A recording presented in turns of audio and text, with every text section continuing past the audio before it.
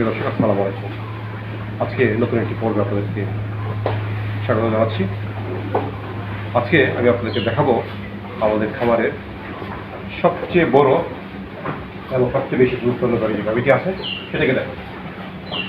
এটা থেকে আমরা সর্বোচ্চ 2 বেলা মিলে 19 লিটার পর্যন্ত দুধ পেয়েছি। কারণ গাভীটিকে আমরা দেখি আমরা কীভাবে বুঝবো যে একটি গাভী ভালো জাতের গাভী এবং লক্ষণ কী কী দেখে বুঝবো।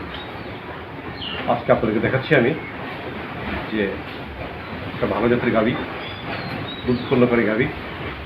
আমরা জানি প্রত্যেকে যে খামারে যদি আমাদের ডেয়ারি খামার হয়, গাভী থেকে যদি কাঙ্ক্ষিত দুধ না পাওয়া যায় তাহলে খামার লাভ করা খুবই কঠিন ব্যাপার হয়ে যায়।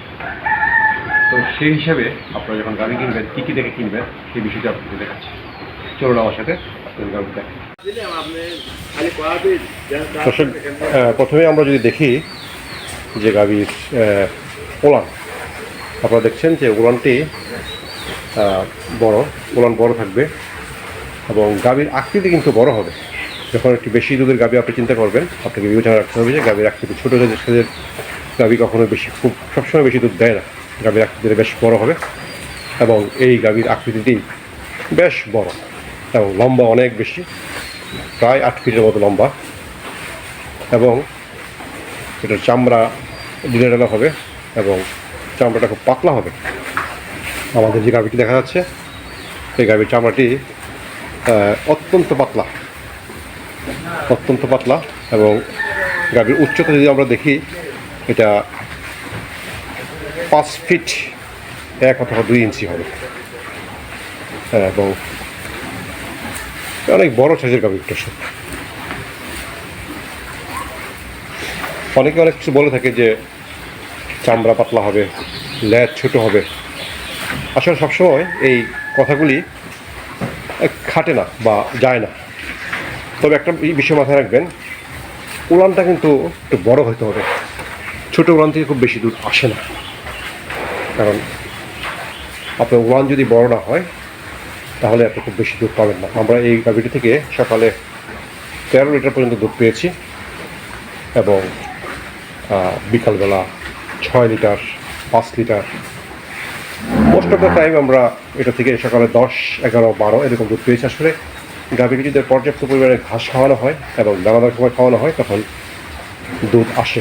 তো এই মুহূর্তে গাভীটি 10 থেকে 11 লিটার দুধ দেয় 2 বেলা, কারণ গাভীটি 4 মাসের প্রেগনেন্ট। তো আমরা যখন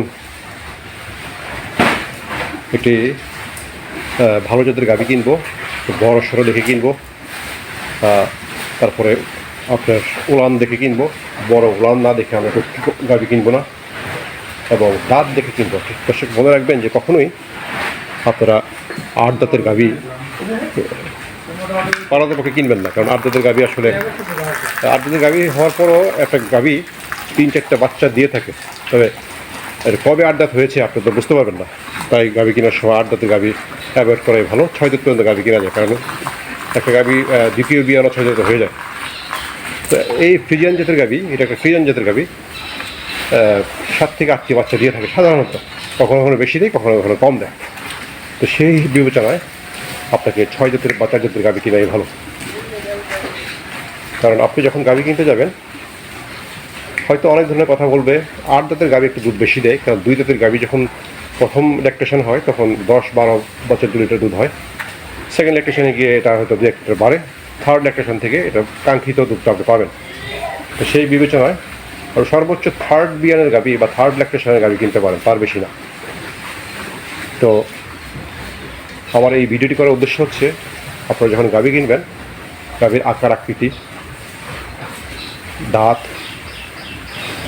গায়ের চামড়া, গঠন, উলানের গঠন, এইসব সমস্ত বিবেচনা করে গাভী ক্রয় করবেন।